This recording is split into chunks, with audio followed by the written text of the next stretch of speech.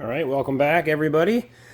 So I believe what we've seen so far is the will it run, sort of like got it, cleaned it, just to see if it would run. Found out that, yeah, it runs, and it's kind of ridiculous how it runs because it's runs so good based on a stupid broken fuel line. But anyway, we still have some things to do back here. We want to try to, this is, just because it runs good, this does not make me feel good about driving it. There's a couple of key things wrong in here. First and foremost, this oil pressure sender, not only does it not work, I do believe it's the reason the engine was covered in oil. So I've got one of those on the way. We'll put that in, which takes about 2 seconds, which will fix the oil pressure light. Some other stuff that I don't really care for. These wires here, actually let me get the light because you can't see anything. Those wires there are for the auxiliary air bypass that these things use. I'm going to do a whole video on the L-Jet fuel injection just because I feel like it's kind of worth it. It's an underrated, awesome fuel injection system. But anyway, this thing here is actually the air bypass. So when you start the car, there is an opening in that. When it's cold, there's an opening, and then as the car runs, or basically it's on a timer with the thermocouple thing in here. It's almost like a timer that runs off of heat that's generated by the voltage. Anyway, it closes the orifice down. So when you start it, you have a little bit more air getting into the system, and it comes in through the metered air. You get a little more air in the system to raise the idle up. To account for the fact that it's cold, and then as it runs, that orifice closes down, and it runs. It gets back to standard, no air bleeds, which lowers the idle down. Basically, that's disabled here, and I don't know if it's disabled because this is broken. I don't know if it's disabled because someone didn't know what it did, but it's disabled. We want to fix it. We got a lot of lines that are in bad shape all over this thing. This is EGR. I am likely going to delete this if I can delete it without a lot of drama. I don't like the EGR setups on these things. I don't like the way they make them run. I don't like how much... I don't like them for a lot of reasons we'll get into when we get into the fuel injection system. But I'm probably going to delete that. I got a lot of weird wiring. I don't know what this is. It goes down under the motor. And it's coming from the main harness. It looks like factory type wire. No clue what that's doing. So I want to get that tackled, but yeah, there's some things back here between fuel lines and just overall cleanliness. We need to get some paint on the shroud. The shroud is starting to show its rust. And yeah, so we got some things to do back here. When some parts come, like I said, I want to do an oil change before I run it again, and I want to change the oil pressure sender. But in the meantime, up front, we've got some work to do. Basically, the good news is I kind of thought wiring was going to be a huge problem just based on looking at some of this fun. But everything works up front at this point. Even the blinkers are working since all I did was rotate the fuses in that last video. You guys probably saw it, but those fuses tend to, because the copper's exposed, they tend to just get a little bit corroded. You give them a spin and they reconnect, and they're generally fine at that point unless it's continuing to sit and not get used. Anyway, we got everything working inside, but under here is still garbage. I mean, I don't know what these were for. This is a really well installed light. I don't know what the hell that's going to do. But all these wires here, they're not supposed to be here, and I want to remove them. We got more cut wires over here. We've got some kind of relay. It's actually tied into what looks like factory harness stuff. Yeah, I don't think this is supposed to be here. I'm 99% sure this should be in the relay box. But we got to figure all this stuff out. Step one, though, before we do that, is it's gross in here. I mean, we got seashells, we got mouse poop, we got larger animal poop. I mean, it's a smorgasbord of poop. So we're going to clean it up. And then probably like pull this out. This is the washer bottle. Just so we can get a look in here and see. And then end up probably putting some kind of paint down here that isn't going to flake and peel off. Interesting that the yellow is under this white, because I was pretty sure the yellow was the second color and white was the first color. That has me second guessing that. Yeah, look, the yellow is under the white. Maybe this car was this color. Man, I wish it was still this color. Anyway, let's vacuum this thing out and see what we get.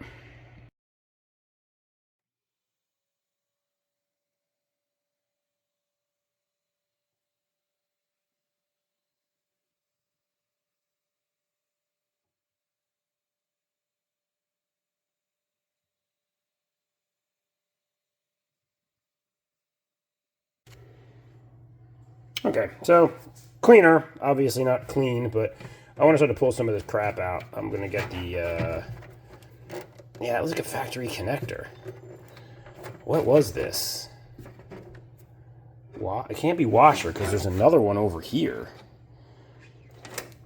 What in tarnation? All right, let me get the tripod and get you guys set up. All right. Well, like I said, I don't know what all this junk is. Well, actually, you know what? That's not in the factory connector. That's in this ground connector. And I use that connector term very loosely. I don't know what else is being grounded here, so we're going to leave the stump of the ground just available for the moment. And let's remove this.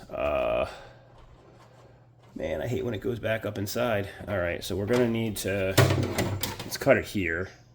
We're going to need to figure out what this used to be and what kind of fuse it's attacking up front. I don't know if these are hot or not, so I'm going to try to be careful where I just shove them. This one here looks like it's already been removed.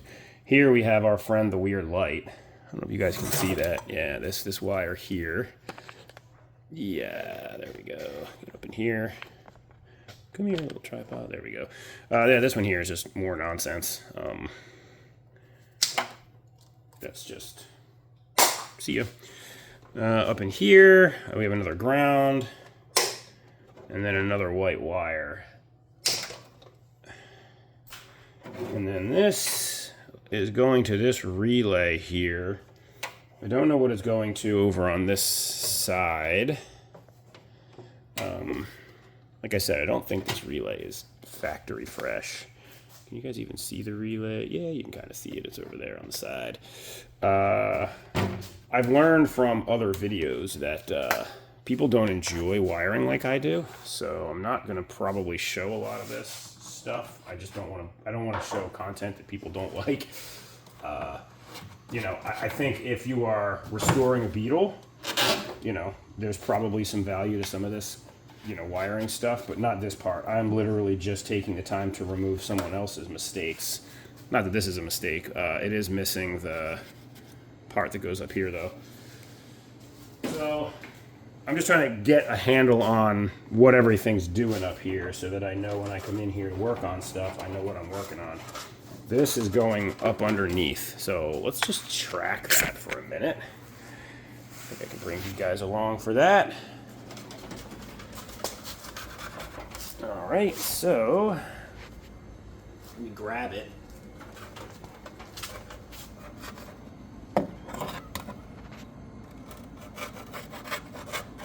All right, there it is. It's going into that hidey hole there. Could we be staring at a horn wire? I didn't try the horn. I don't know if you guys are going to be able to see up in here or not. It's pretty tight up here. Oh yeah, you can see. So, yeah, it's a horn. And I can also tell you with certainty it is not the right horn, nor is it mounted with something that looks factory. That looks weird. Okay, so we've identified this wire. It is the horn wire. And I don't necessarily think this is a horn relay. There's way too much going on here, and this white wire looks suspiciously like headlight to me. But that is definitely for the horn. Now, I guess we could check and see if the horn works, such that it is. The door's still open while it's on the lift. That's encouraging. So let's put the key on. Oh boy. Okay. So, despite the janky nature of that wiring, the horn does operate. You know, we'll see. This isn't a restoration video for me, I don't think, at this point in things. This is going to be more fix-it. If this is working, I'm probably going to rewire it, assuming I can leave this. For now, I am going to get up underneath and try to extract these wires. I don't want to short anything out, so I'm going to pull the battery, and then we'll see where they go. Something else I just noticed. Beetle, Super Beetle is strut front end. This one looks pretty good. You can see there's some threads sticking out, nice and adjusted. Hey, what's going on over here? Barely catching the nylock. That's something we'll have to look at. Somebody lowered this. It should be 2-inch drop spindles. I believe that's what I was told was done. But if there is something going on, those shocks look new. If there's something going on there, we want to check it. It might just be that they didn't have the right tools to tighten it, and we're like, screw it, good enough. But somebody put a lot of work into this. There's a lot of stuff done to this already. The drop spindles, the shocks, it has working brakes. All the electrics work. I mean, now the motor runs. So, all right, I'm gonna pause this for a minute, unhook the battery, and get up underneath and see where those wires go. All right, just looking up under the dash. First thing we got to do is, I mean, this guy, he clearly fancied himself a carpenter. Whilst interesting, this does not really belong in a Beetle. Again, A for effort, customization, cool. Like, there's ones in the back. There's the ones he made for the floor. I don't want to be too judgmental. It's not really my cup of tea. I think if the floor were rotted out, maybe these things would be more important. But they're certainly not. With somebody, I'm 6'4". These things are going to just give me even less room to operate in such a small vehicle. All right, so looking in here, this isn't factory floor. So my guess is the pan on this side has definitely been replaced. That's probably why it looks so good. We'll get underneath and check it out and see how bad that is at some point. Like I said, this side is real solid. Don't plan on reinventing the wheel over here. I mean, if this is installed well, it's installed. Over there, we got rot. But I wanted to come under here and try to see where those wires were coming in. And unfortunately, there's a lot of weird white wires in here. It could be these. It could be these. A lot of white in this harness here. Seems factory to me. I don't know. I don't know what that junk is. But I also don't want to leave bare wires hanging out up front. So I'm probably going to have to, I don't want to pull this dash apart, but I'm going to have to figure that out. Where those are, what those are. They're probably right. I mean, can you see here? There's a zipper tie holding this collection of them. So my money, another zipper tie here. My money is that this junk is the stuff that has been grafted in. Ooh, look at that. That's corroded through. And I don't know what it is. I don't know where it's going. I don't know why it's going. There is one thing I noticed that maybe would give us the answer here, but I don't know yet. There is back here a defroster mounted, an electric fan type defroster. I guess this has a factory defrost wires in it. Maybe they don't work. But it looks like that's the only I can think that's going to go back there. So I'm going to go through and trace this wiring out and figure out where that's going. And then, just looking back there, I don't know if you can kind of get a whisper of the insanely janky wires that are there. But, yeah, I'm going to do some research on where that all goes, and I will be back. All right, this is sort of the definition of can of worms.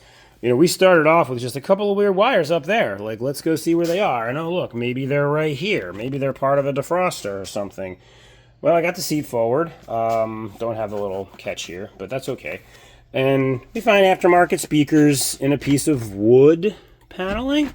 Again, don't hate it. The speakers are fine. They're actually still decent speakers. Unfortunately, things get gross when you get in here. Not factory relay, tied to not factory relay, tied to what's probably a factory relay that's unhooked with another factory relay down here that is also unhooked. And, take the speaker wire out of the mix, take this defroster stuff out of the mix. This is one of the wires that was coming from the front. It's going to a fuse, going to the battery. So, essentially, I just brought you guys in here to say, oh man, this looks like crap. It's funny because everything works right now, but and there's no troubleshooting this. If it failed to start for some reason, it could be anything in here. I have no idea. So while everything works at the moment, I'm going to have to tear this apart and then see what stops working and then repair it back to the factory relays, factory specs.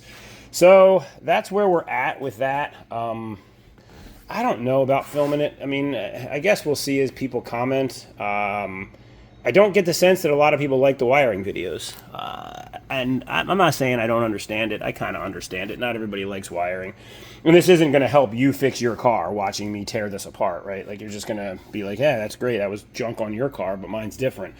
So maybe I'll just stick to the factory fixes, the things that I know you guys are going to need to do, like the fuel injection system and the front suspension, brakes, things like that, that we'll all do on Beetles. But anyway, that's where we're at right now for wiring. I'm going to break all that out of there and see what stops working, and then I'll bring you guys back and we can see. All right, so I have extracted the bulk of it. I've taken all this out. This is all wiring that was, there was feeding relays, there was fuse holders. It was a lot of wires. They all came up here. And the only thing that we have ceased to make function, which was fully expected, is the horn. It still triggers a relay. I don't know if you guys can hear that. But yeah, the horn's been disabled. Headlights still work. High beams still work. Blinkers still work.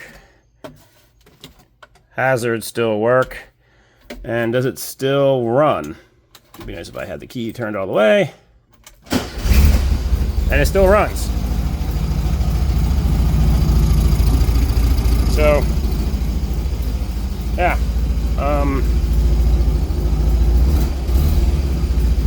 Yeah. So all of that wiring is out and no longer drawing. The battery doesn't spark as much now when I put the terminal back on, which is a good thing. So yeah, we left lights on. So that's going to be the name of the game for this thing, I think, in general, is just chasing the gremlins. Those are gremlins. These things create gremlins. I still have a bunch of relays in the back seat to pull out. I don't know what they're all for. I really don't. There's zero reason for all of those relays over there, all of those relays to exist. So we are going to end up removing that stuff, or at least tracing out why it exists. This is from there, fuses that we don't need. So I am going to unhook the battery again, just to be safe. Something else I noticed that I think is going to be fun for us to go find, and we'll find it together, is take a look at this guy here. So this is heavy twine. I mean, it's a nice tying job. What I'm seeing in here is home wire. This is Romex wire. Feels like probably 12 gauge. Coming up, feeding into the fuse panel. Yeah. Don't love that. Don't know what all these are. This is definitely going to be speaker wire in terms of what it was purchased for. Don't know what they're using it for. We've got some Vamper taps in here. All of that to come back to here to do something special. I mean, I couldn't. There's our Romex. Nope, it doesn't even look like Romex because this is stranded and attached. But either way, we're feeding a bunch of battery power up for some reason. I don't know why.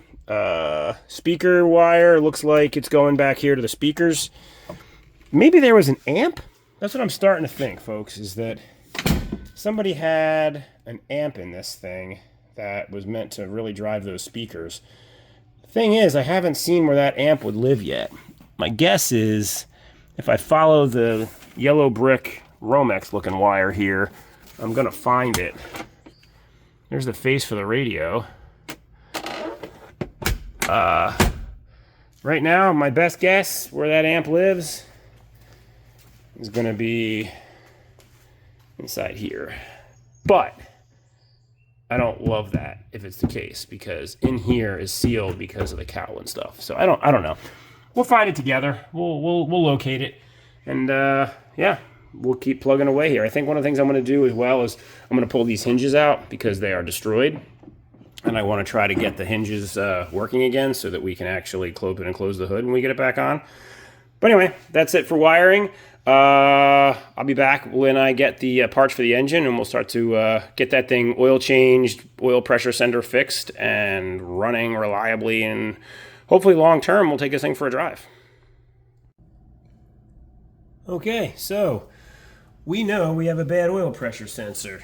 Sensor, take your pick. It's this guy right in here. I think in the previous video on the Will It Run, I identified that we weren't getting a signal out of it. This should be providing a ground when there's no oil pressure, which lights the light. When there's oil pressure, I think it's over 3 psi or so, it will fire up it'll close it. The pressure closes it off, and then the ground goes away, and the light goes off, and that's how you know you have oil pressure. This one is no good. Does not provide a ground when it's shut off. Also, there is an excessive amount of oil detritus down here. It's down here. This whole motor was covered in oil when I first got this thing. If you watch the previous video, you can see like the pressure washing. It was pretty bad. I think a lot of it was coming from this. This looks pretty deformed. I don't know if it has a boot on it or what, but net, we are going to replace it. Oh, see, look at that. I just touched a hose that was near it, and look at what I got on me. This is the replacement. That is the part number. This is $7 on Amazon, and it's pretty. This really couldn't be a simpler repair. This guy here is what it looks like. This is a NPT thread, so you don't need pipe threading, dope, or anything. As you tighten it in, it should tighten up and create a good seal. So all we really have to do is extract the defunct one, which this wrench ought to do for us. I think I got the right size. Maybe I don't. Am I on the wrong edge of it? Yeah, come on. It's really thin, the amount of thread you have to catch. There, it's like right there. Yeah. Oh boy, she's pretty stuck. And probably going to start rounding off. We may need to go to a deep socket that will get on it. Oh, there we go. Okay. I was going to say, I thought this should work. Done a few of these before. Unfortunately, these things are poorly made anymore and are quite prone to failure. It's just the way it goes with aftermarket parts nowadays. So I am going to continue to struggle here. You know what I think I'm going to do? I'm just going to go get a socket because this is really tight in there. 1 second. All right. 24 millimeter. You see it? Yeah, 24. That should get on it. Instead of messing around with the wrench. I've had good luck with the wrench in the past just because it gives you a little more control. But yeah, this is also nice and easy with this much room. So let's pull this off and we'll compare the two. I think there's going to be a pretty stark difference. Yeah, I don't know what was going on with this one. You guys can see the difference. And I mean, I realize there's a difference in manufacture. I don't know if this is a boot. This could be just a boot that's been, I don't know, welded itself on here. Yeah, look, it's kind of a boot. Oh boy, there we go. Okay, so yeah, you can see it's a boot. And after the boot comes off, they look pretty similar. So that's fine. This is covered in oil in here. This thing is no good. As we've discussed, so we're just going to thread this guy in to that hole, which is a direct passage to the oil galley there.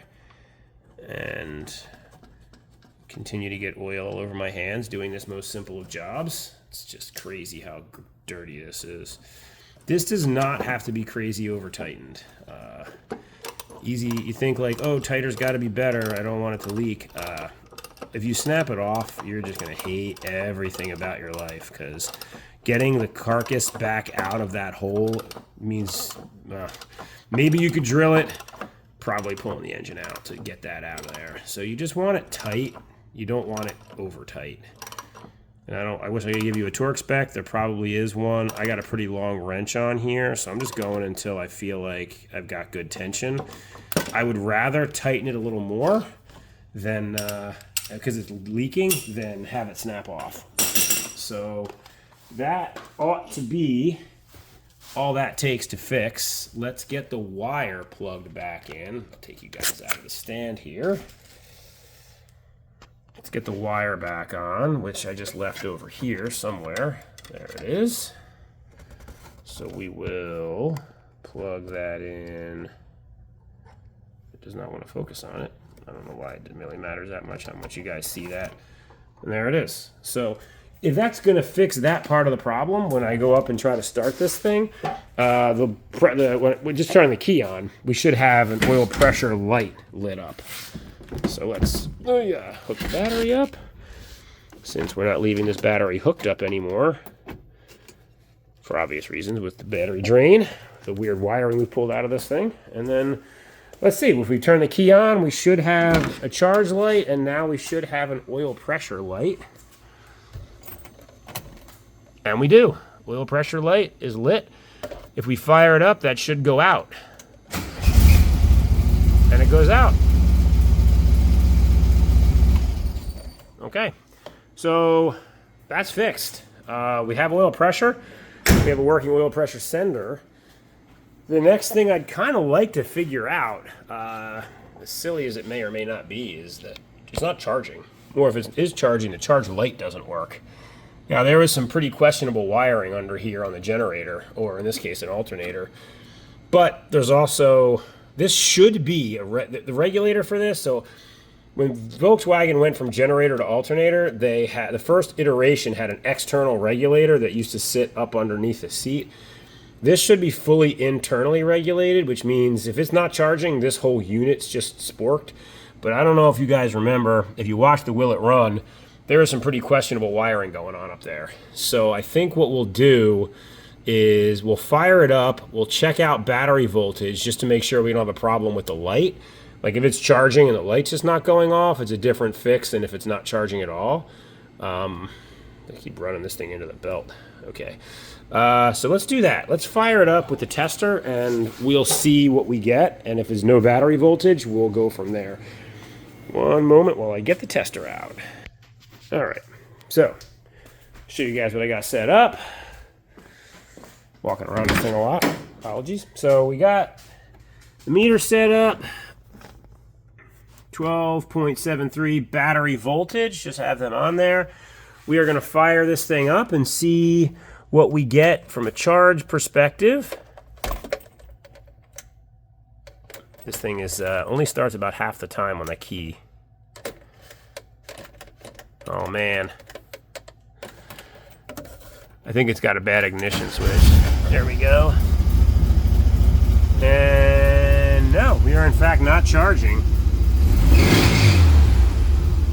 Oh, hey, we revved it up and it went out. We are in fact charging, folks.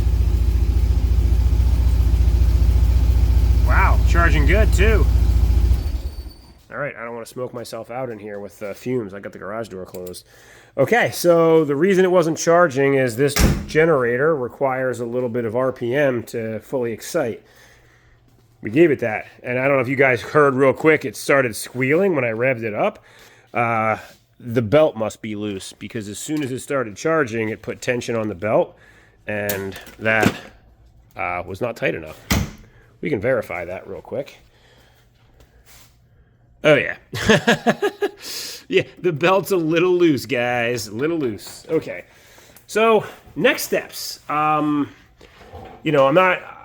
a lot of things we could do to this. I'm going to have to temper myself on how much I want to do to this just to get it to the point where, I'm happy with it. I want to be able to drive this thing around the yard. I think I've told everybody that that's a goal, like to be able to drive the thing around the yard. That's an important goal for me. I think yard drive would be neat before I put it on the actual road. In order to do that, we could just drop it down and run it like it is. Honestly, I think it would probably drive just like it is. But we may as well take the time to go through the motor here since it runs so good, and just let's do it right. Let's fix the vacuum lines that are obviously failing. Like this is the one here. I'm calling this a vacuum line. This is the idle air bypass that should be taking air from this chunky debacle here that isn't even hooked up. That should be fixed and working. The hose is kinked off back here, which I don't know if you guys can see, but this is a mess. It drives me kind of nuts that this is a mess because it runs so good. So I don't know. I'm kind of torn on what to do. Do I tear it all down, paint it, make it real nice? Do I just fix the basics? I kind of want to do a video explaining L-Jet fuel injection to people because it really does get a bad rap, and I'm kind of passionate about it. But anyway, I'm going to probably wrap this video here. We fixed the oil pressure issue. We know we're charging now. We did some wiring cleanup up front. Would love to hear some comments from you guys. Like, do you want to see an L-Jet tear down? What does it all do? How does it all work? If you wanted to rebuild your own, how does all this stuff work together? Troubleshooting, get home safely if there's a problem. There's a lot of cool tricks you can use to kind of fake these things into running when something goes wrong. So anyway, there's a lot of things we could do, I think, that would be cool, but I'm trying to figure out what the internet wants to see. So yeah, if you could comment, let me know what you want to see. You want to tear this down? Cool. You want to just see it run around the yard? That's cool too. I can totally just film that. I mean, I started this channel with the idea of kind of showing people how projects go and how I work on projects, but that means this is all stuff I'd be doing anyway. I just enjoy doing this stuff. I'm not doing this for YouTube. I'm not doing this to make money. I just like doing this stuff and thought I could share all the things I've learned over 30 years of messing with this stuff. So yeah, like and subscribe, definitely comment, let me know what you think, and based on comments, we'll figure out what the next video is going to look like. But thanks again for watching. I'll see you soon.